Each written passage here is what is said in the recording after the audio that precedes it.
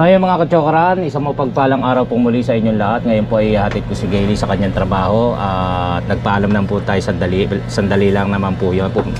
Paalam tayo po sa aking kasamahan at nandun po muna siya. Ako po muna yung maghahatid kay Gayle. Ayan po si Riley, si Buddy. So let's go, sama ka, tara!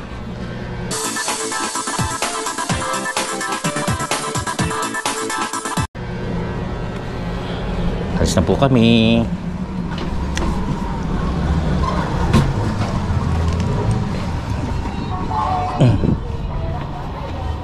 Kainitan. Ang oras po natin ay 11:20 ng umaga. At yan, kainitan po tayo. Aim. Init. So yan. Let's go. Ang oras po ni Gayle ngayon na sa trabaho ay 1. Tama 1. 1 to 10. Closing po siya ngayon. At eto, dadaan pa kami sa palengke para mamili si Gayle. Dahil every may marketing, pero may nakalimutan yata. So nakisuyo kay Gayle para siyang bumili. So hinto kami sa palengke dito.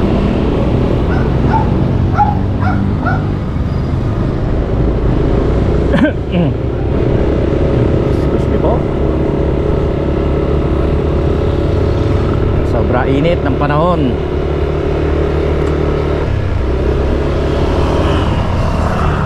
Sa akin tayo. Huwag naman ako sa init. Saan? Wala namang hindi mainit. Kailangan dito muna tayo. Hintay muna tayo rito. At siya ay mamimili muna sa palengke. Okay.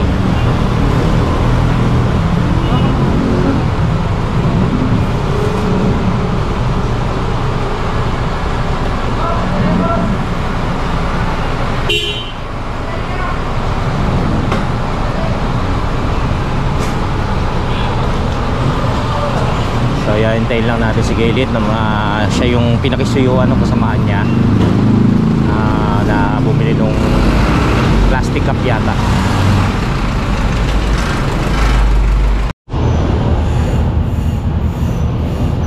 So yan na si Gayle. Ha?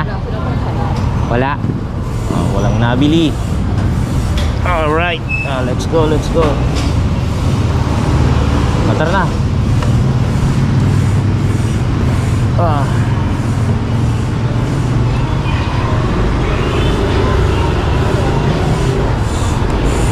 yun, tuloy na. Walang nabili si Gayle. Ano ba yung pinabibili sa'yo? Plastic cup?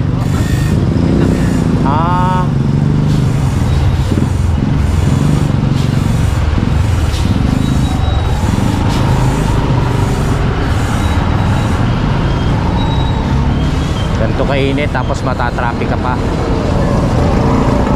Grabe.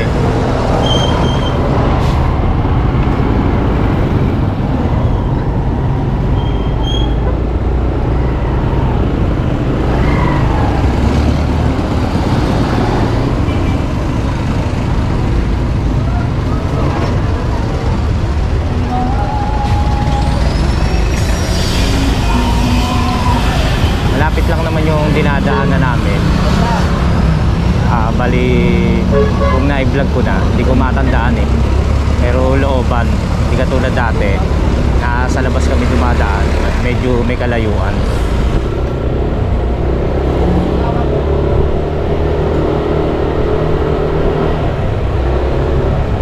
Okay ka namanan.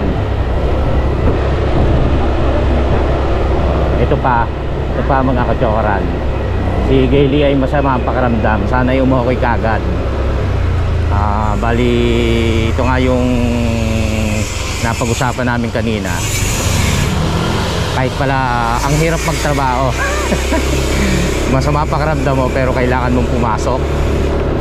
Kasi schedule mo yon, kumbaga trabaho yon. Kaya kahit masama pakiramdam, kailangan mong tumayo at pumasok nga sa trabaho. Oo, kasi nga parang nasobra nung Friday dahil sa naglaba, naglinis ng bahay. May pasok ako noon no? Ako naman ay may pasok noon, hindi ko siya natulungan. Pero every time naman na need maglinis, na nililinis naman natin yung bahay. Ay nasobrahan lang siguro siya sa ano. Sana nga umokay na siya. Para mahirap kasing magtrabaho ng wala kang gana.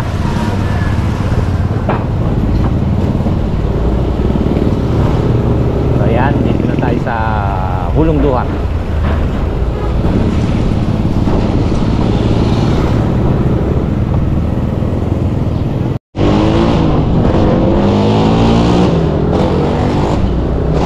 So yun nga, kagaya nga ng nasabi ko, kahit na hindi okay yung pakiramdam, kailangan niyang pumasok. Kaya nga, yun nga, nasobrahan ba sa paglalaba. Kaya nga pinag-iipunan namin yung ano tawag doon? Automatic washing machine. Para kahit pa paano pag day off niya, ano lang, papetiks-petiks, hindi sobrang pagod. Iba kasi pagka automatic washing machine. So yun ang pinag-iipunan. Sa ngayon kulang pa. Tapos saka kailangan din siyempre magtrabaho. Gusto rin kasi ni Gayling kaya ito paano yung makatulong sa akin.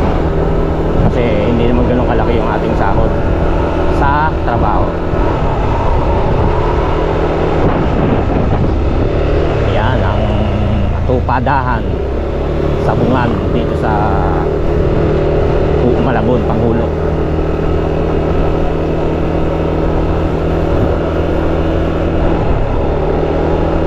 Shoutout po sa lahat ng ating viewers, sa ating mga subscribers, silent viewers, at sa ating mga OFW, Team Kapanalig, sa Word Farm, at sa mga ating mga kachokarans dyan. Shoutout po sa inyo na may nasa mabuti tayong kalagayan saan man tayo naroroon.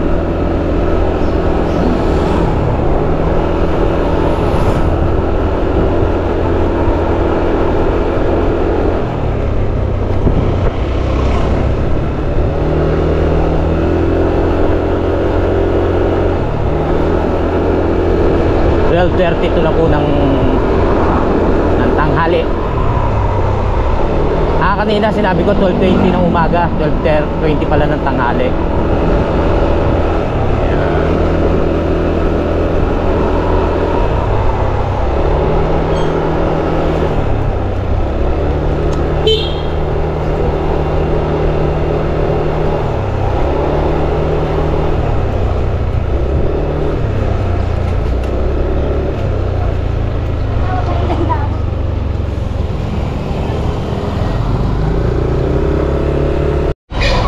Ganyan kainit, tapos matatraffic ang ganyan, maghihintay kang makabante, di ba? Pilit ka muna sa araw, haba nito. Hindi kayo magpapaliko dito o papasok sa loob.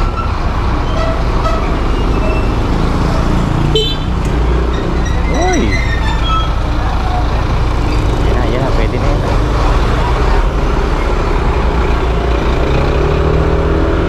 Ayan, dito tayo dadaan sa may looban, alternate route to Pulo area.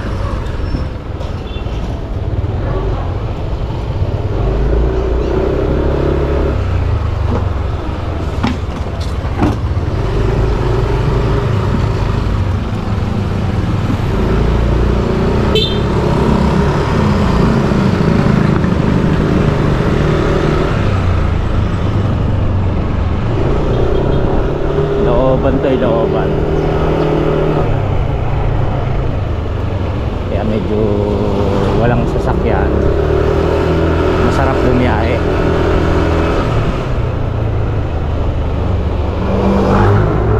Sobra init, grabe.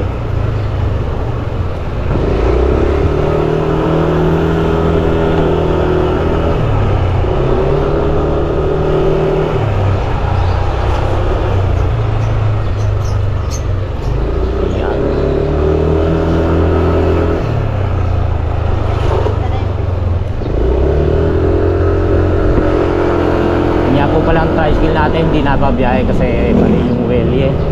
So kailangan natin palitan yon. Naghahanap pa rin ako kung saan pwedeng bumili.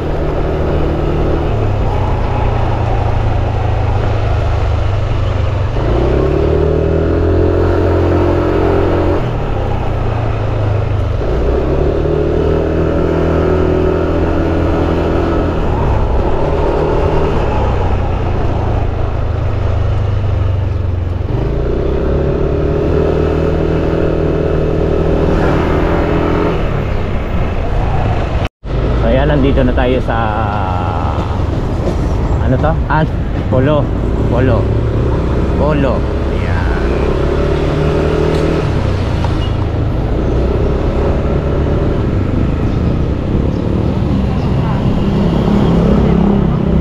Oo nga.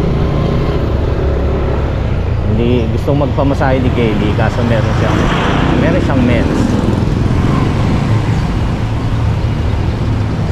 Marami siyang lalaki, mens.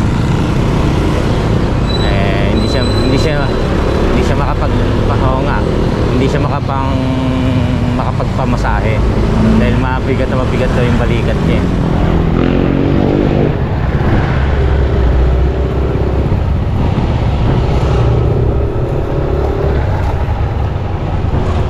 Ako naman hindi makapagpamasahe, yung balikat ko hindi pa rin pwede.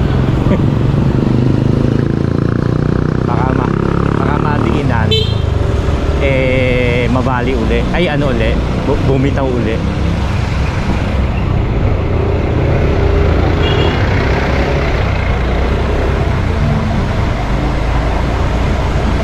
Ayan, dito na tayo. Malayo pa. Lagpas na tayo. Doon sa dinaanan natin paloob.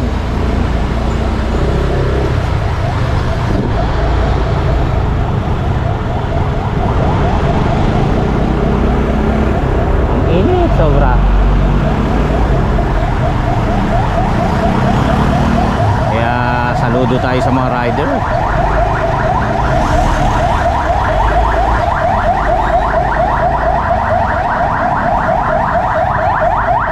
ba yun? Yung tumuto? Nasa likod pala namin. Kala ko nasa unahan natin yung tumutunog. Nasa likod pala.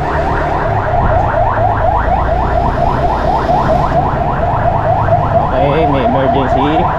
Tabi muna tayo. Hindi, nasa gilid naman tayo.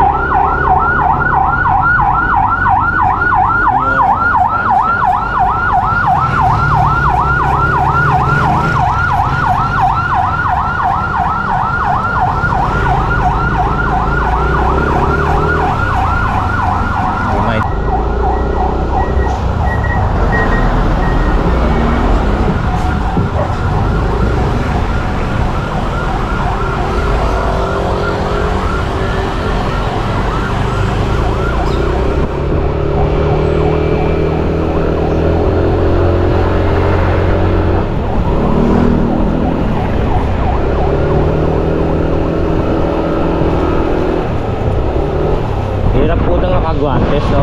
Kaya lang sinasanay ko yung kamay ko dahil sobra din init.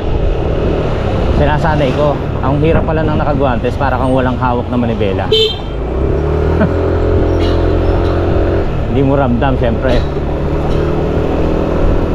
Kaya so ito, nasa dalan-dalan na tayo. 12:41 na po ng tanghali.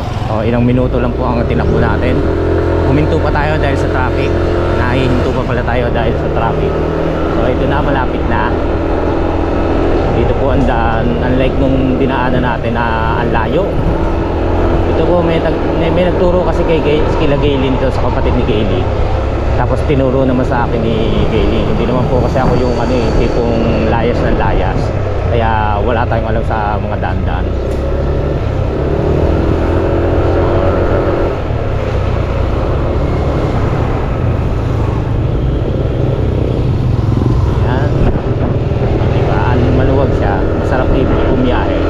Masyadong sasakyan.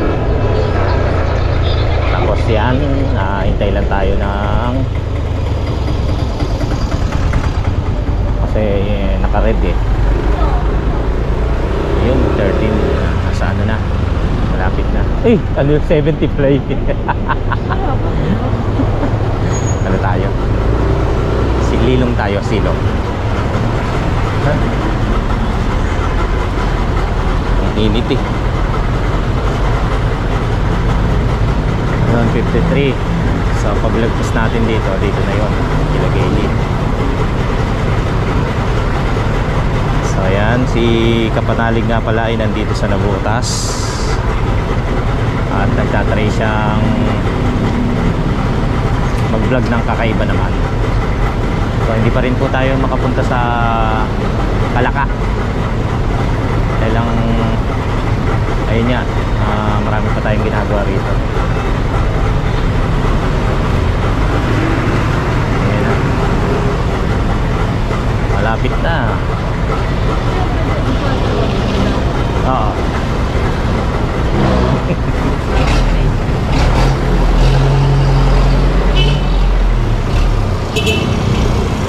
Sabi niya, bumulong siya kay Jim. Ayan, another matagal na naman. Pwede kaya? Nako, bawal. No turn, no right turn on red signal.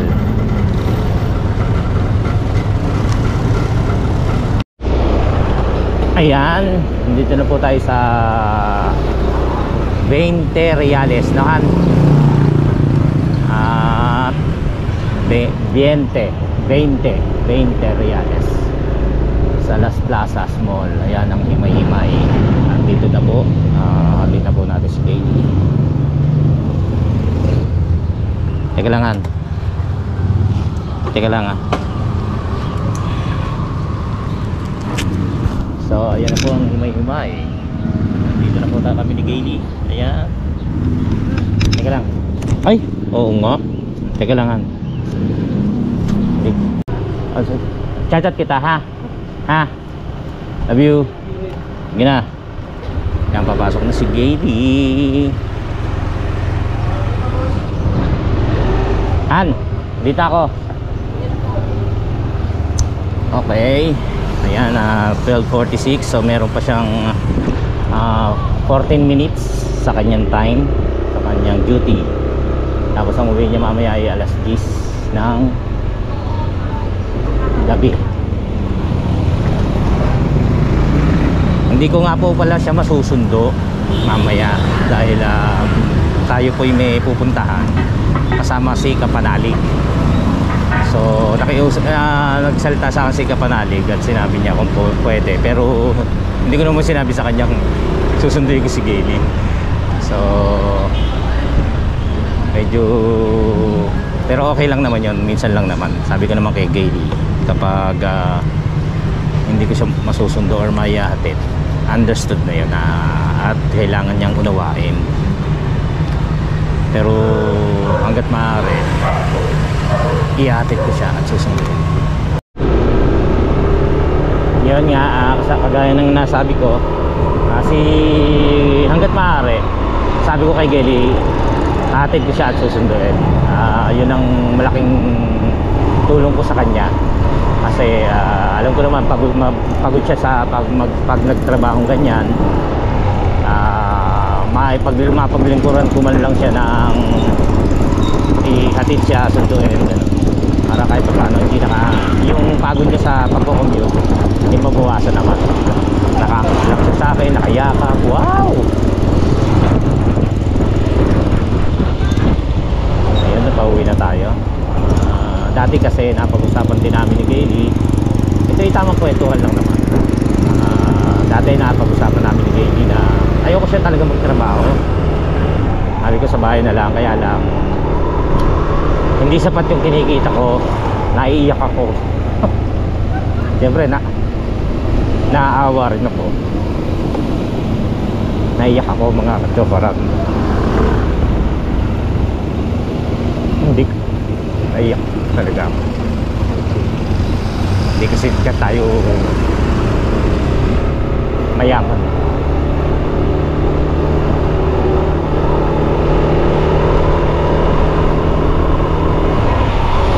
Yung tipong gusto natin ibigay yun lang.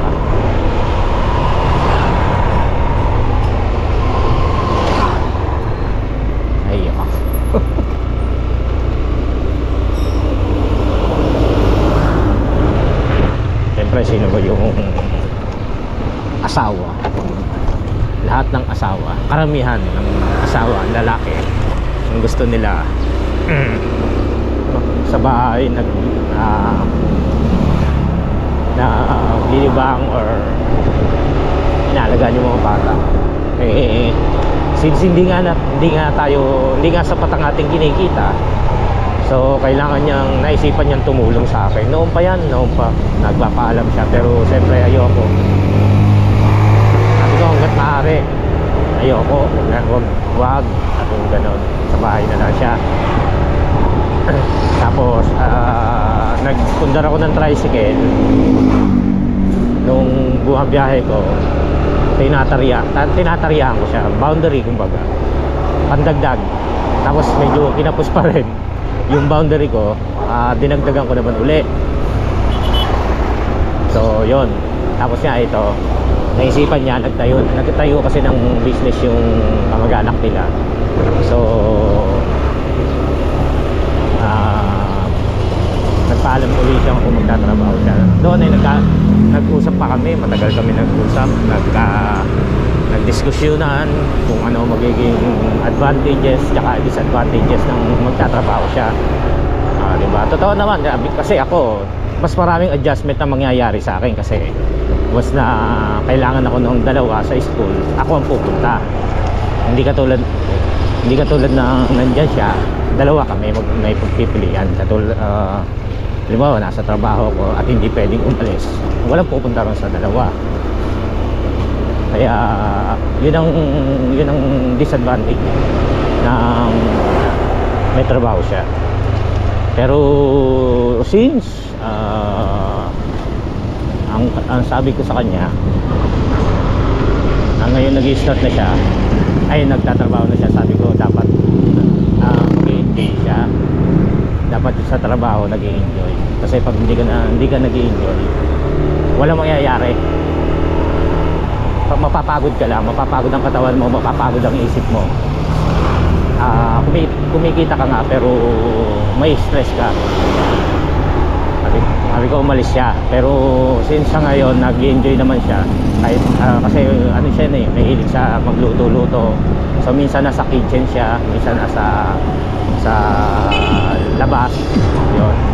Hindi, I mean yung nagsaserve gano'n, palitan, umiikot. Nasa cashier siya minsan. Kasi yung kagandahan kay Gayle, ano siya, yung mabilis makaalam ng mga gawain. So yun, tamang kwentuhan lang. Sabi ko naman sa inyo, tamang kwentuhan lang. Nagbumabiyahe tayo, pauwi na. Whoop! Yung senyas.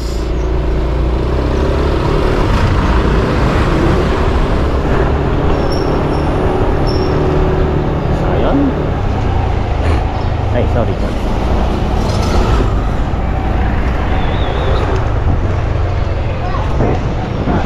Iyon.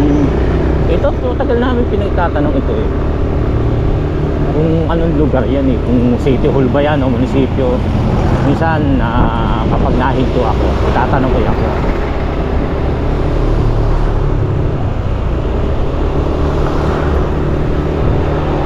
Kaya malapit na tayo.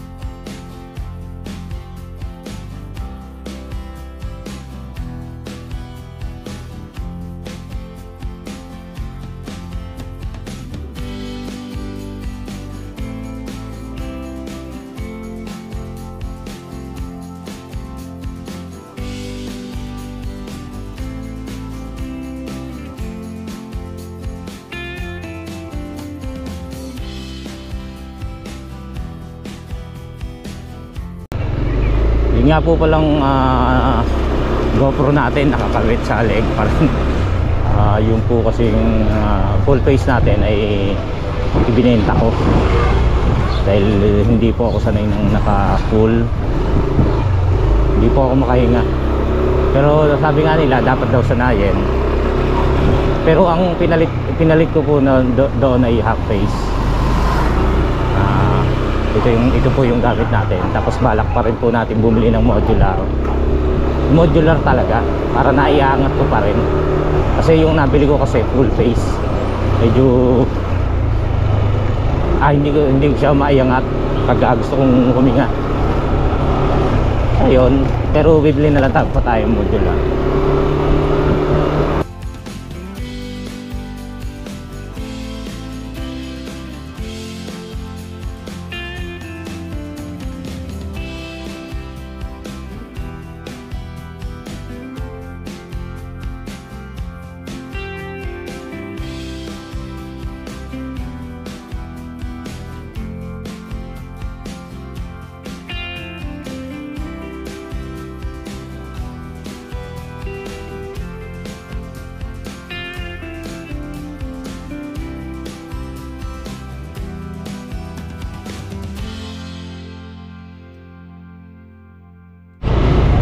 Dadahan-dahan ho ako at may hinahanap akong shop ng mga pangmotor dahil po yung ating welye, yun nga nasabi ko kanina na bali.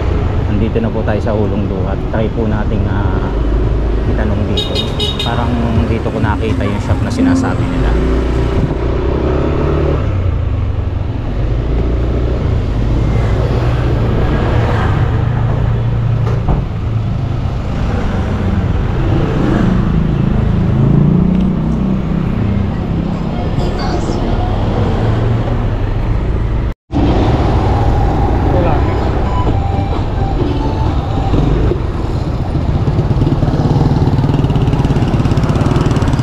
Dito naman tayo sa Hulong Duhat Market. Ayun, bali nakita ko po yung shop na sinasabi nila, yung tindahan. Hindi ko na po nakunan. Sa susunod na lang pagka bibili na tayo. So ayun, nakakita na po natin. Tsaka hindi na po ako nakapagtanong dahil ang daming nakapila, ang daming bumibili. Sobra init ng pwesto. Mag-inquire, mag-ano lang naman tayo, magtatanong kung magkano yung welye nga sinasabi ko. Ayan, nandito na tayo sa Tanza at kukuha lamang po ako ng tubig sa amin dahil yung pumbaong ko ay ubos na at kailangan po nating may mga tubig na baon.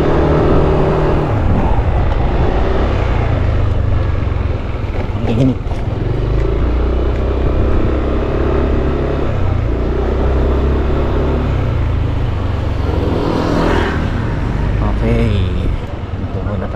Bahay.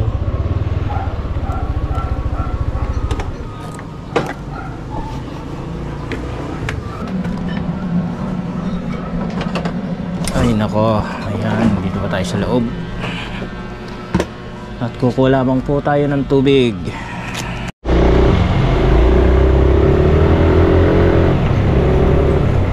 Ayan guys, pasok na tayo sa ating trabaho uli. Sandali lang naman po tayo nawala doon. Hindi pa tayo nanananghalian. Medyo nawala tayo ng gana. Puro tubig ang kailangan natin. Puro tubig po kasi iniinom ang laman ng tiyan ko.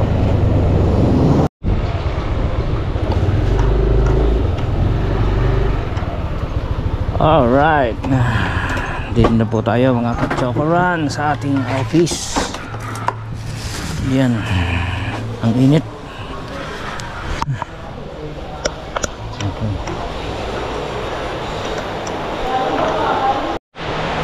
So yun mga ka-chokoran, maraming salamat po nakarating kayo hanggang sa dulo ng ating video. Pasensya na po kayo sa munti nating vlog. Gusto ko lang po kahit paano ay ma-update po kayo. Shoutout po sa ating mga solid subscriber dyan, mga OFW, silent viewers, Team Ka-Chokorans, Team Kapanalig, Sword Farm, maraming salamat po. At happy birthday kay Idol Japper Sniper, So Weird. Yan, happy birthday po sa iyo Idol. At naway more blessing pa. Yan. So yun nga, magulo pa ang ating buhok dahil sa helmet. Ayan. So So hanggang sa muli po nating pagsasama-sama. Support, mahal ko po kayo. Tara, let's go!